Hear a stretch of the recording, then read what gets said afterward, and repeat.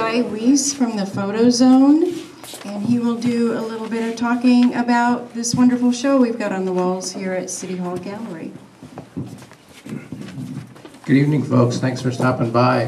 This show is a eclectic eye show of the Photo Zone Gallery. We've been around since June of 1988. We've had about 3 or 4 locations of a gallery.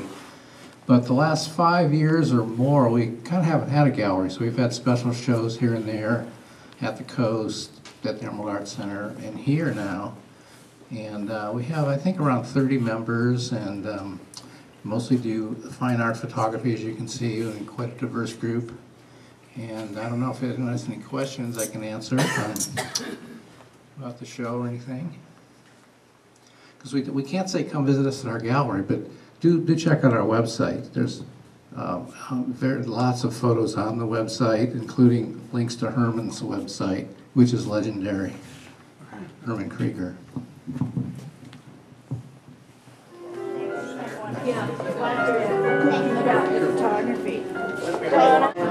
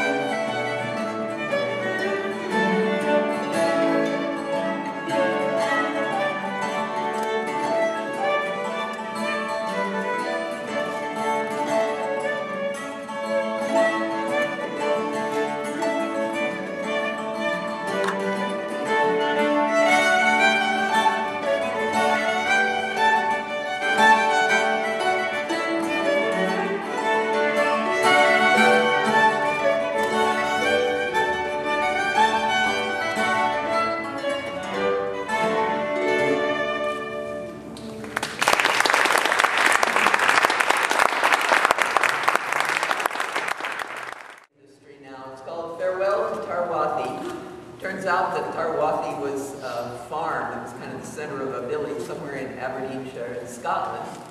And the song, it turns out, was written by, not a whaler, a village miller.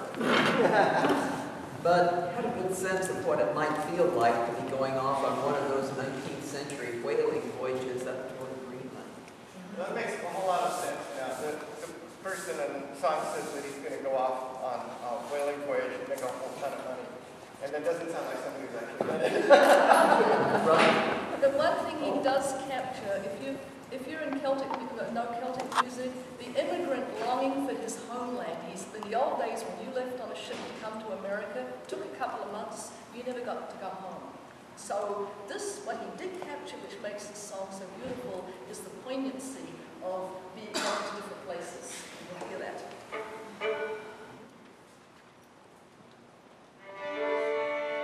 Farewell to Tarwathie, to Mormon Hill, and the dear land of Crimmon, I bid ye farewell. I am bound over Greenland and ready to sail, in hopes to find riches a-hunting the whale. Our ship is well rigged and she's ready to sail. Our crew, they are anxious to follow the whale, where the icebergs do float and the stormy winds blow, where the land and the ocean is covered with snow. The cold coast of Greenland is barren and bare, no seed time nor harvest is ever known there, and the birds here sing sweetly on mountain or day, but there is now a birdie to sing to the whale.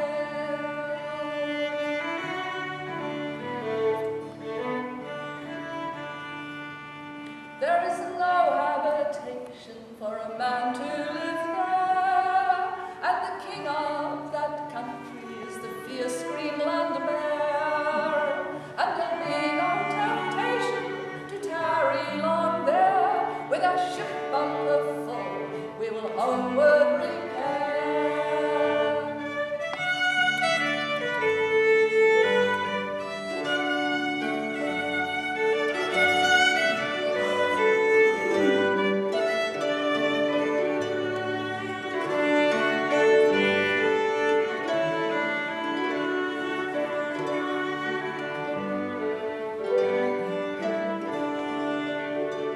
Farewell to Tarwathie, to Mormon Hill, and the dear land of Crimmon, I bid ye farewell. I am bound out for Greenland and ready to sail, in hopes to find riches in hunting the whale.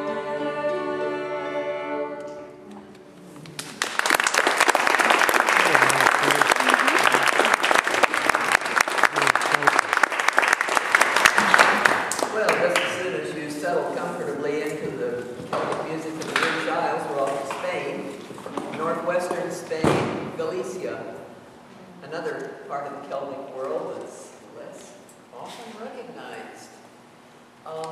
Imagine that we're a bunch of bagpipes and drums, rather small bagpipes, nothing like the Scots Highland war pipes, and we're out in the street and it's festival time.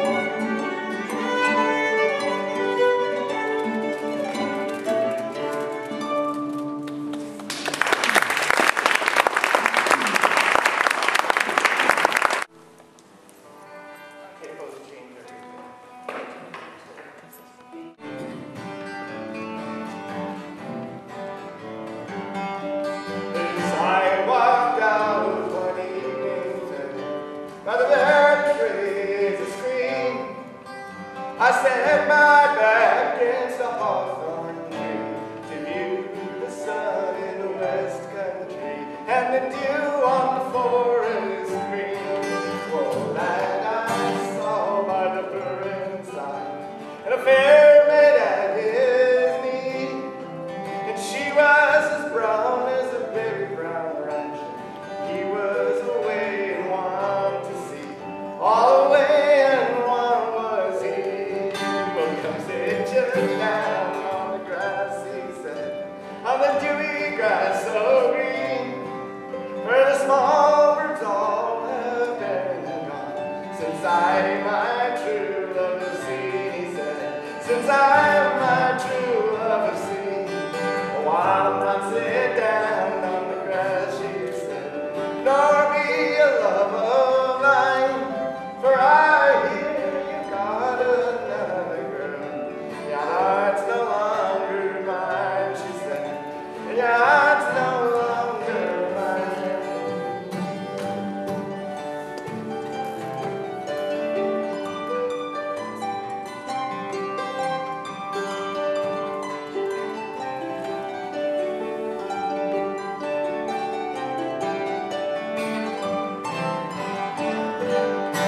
Oh, and I'm not heed what an old man says, for his days are well nigh done.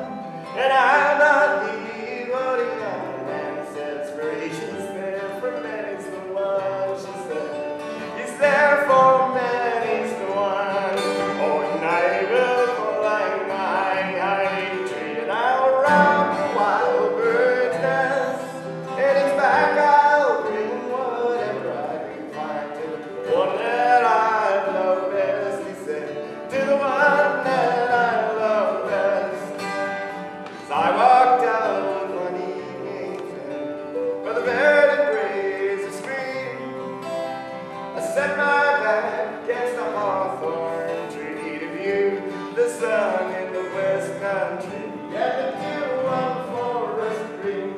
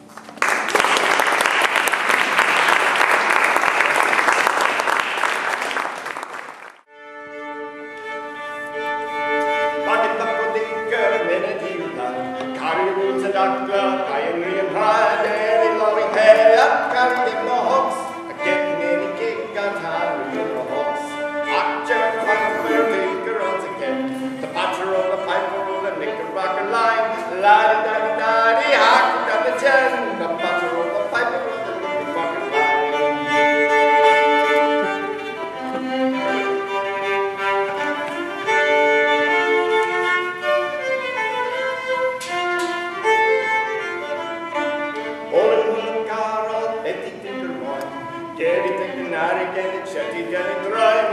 Talking about what they girl, where did you lie? Go let lady out your night with the Patch up, piper, thinker on the gang. The patcher on the piper on the knickerbocker line. La-di-da-di-da-di, hockey on the jet. The patcher on the piper on the knickerbocker line.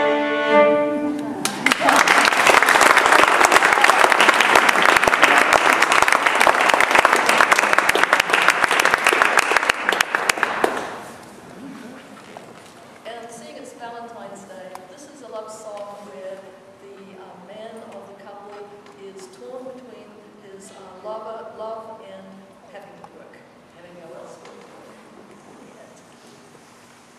Well,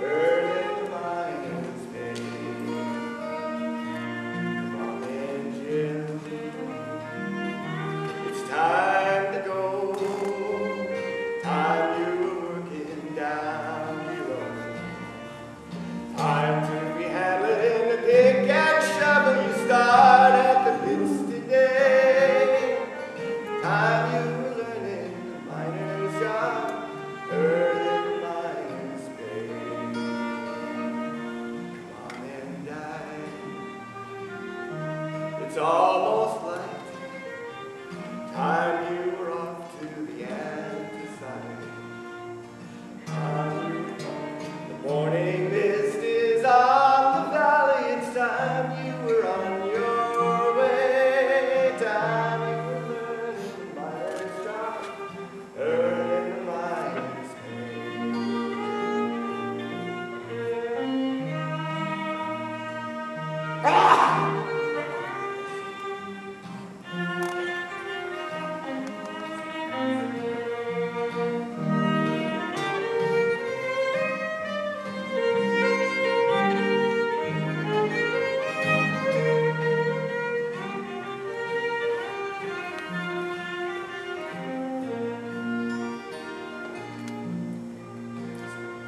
School day's over.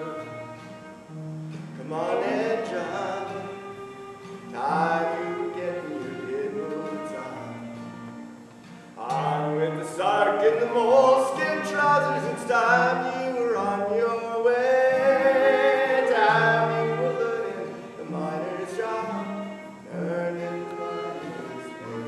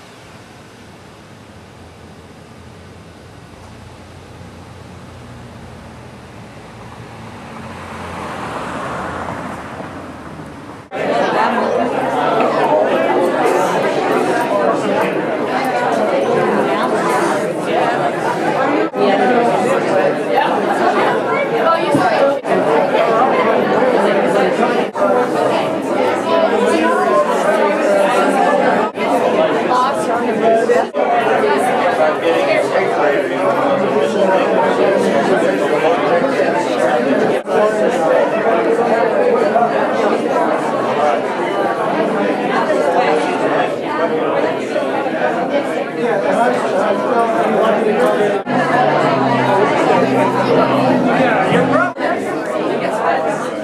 evening, everyone, and welcome to the First Friday Art Walk, hosted by the Lane Arts Council. Thank you all so much for coming.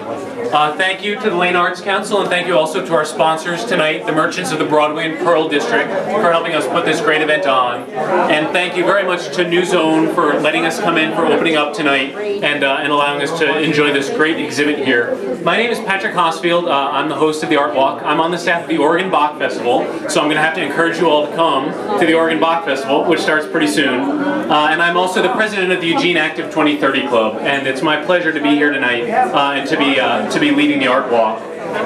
So I'd like to introduce Steve Laricchia. He's the coordinator of the gallery here, and he's going to say a few words about the gallery, then he'll introduce the artist, Diane Story Cunningham, whose wonderful masks and other art pieces are behind me tonight. Steve. I'm sorry, but we just ran out of Nicasia beer. I'd like to thank them for their help, and that's all I'll say. I know there's something I forgot, but we want to thank Diane for her show. I noticed that these things are moving like hotcakes, so you might as well get yours before they're all gone. So Diane, please take it away.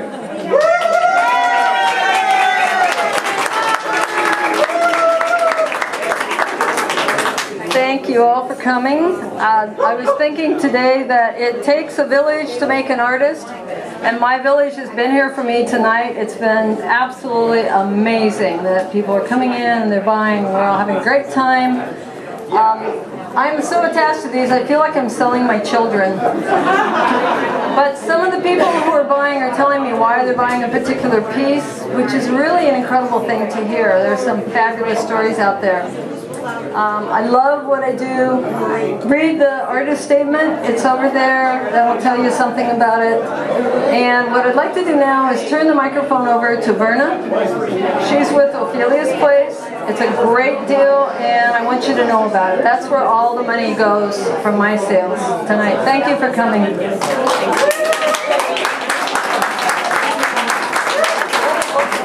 Okay.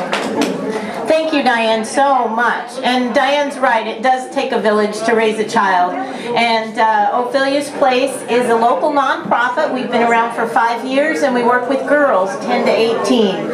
I've got some brochures and calendars of activities that we have going on this summer. So if you have a girl that you love in your life, take some information home to her, and we're there for her. Thank you.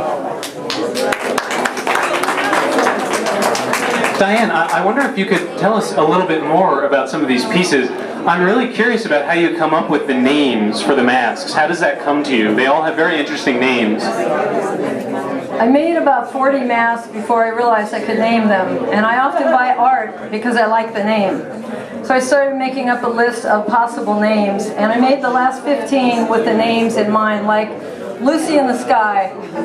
I put diamonds on her head. I knew what her name was going to be.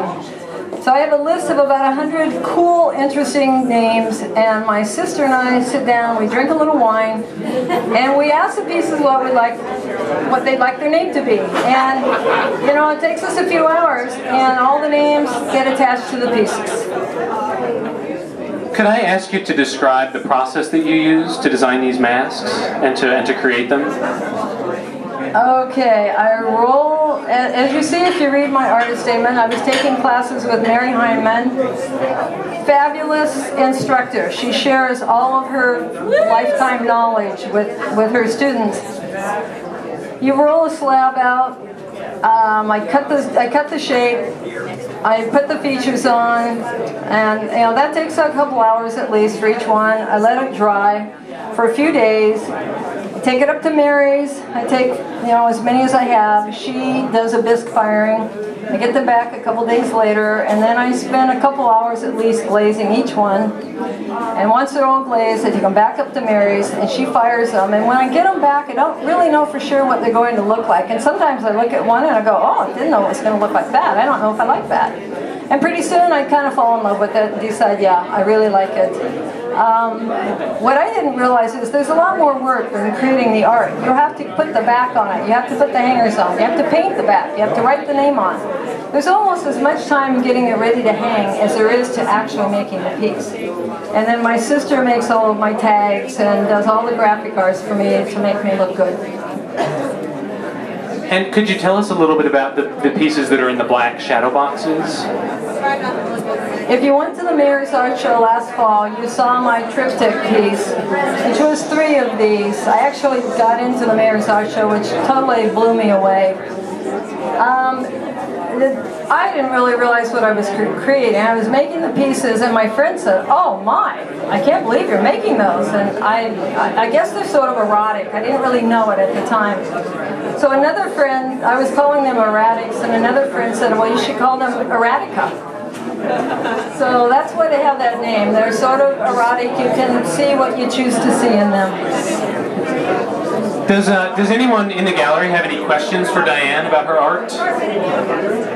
Any questions? Yes? How long did it take you to make all these pieces? So how long does it take to make one or to make a large number of these pieces? I would just guesstimate that just in the mask, I probably have 300 hours.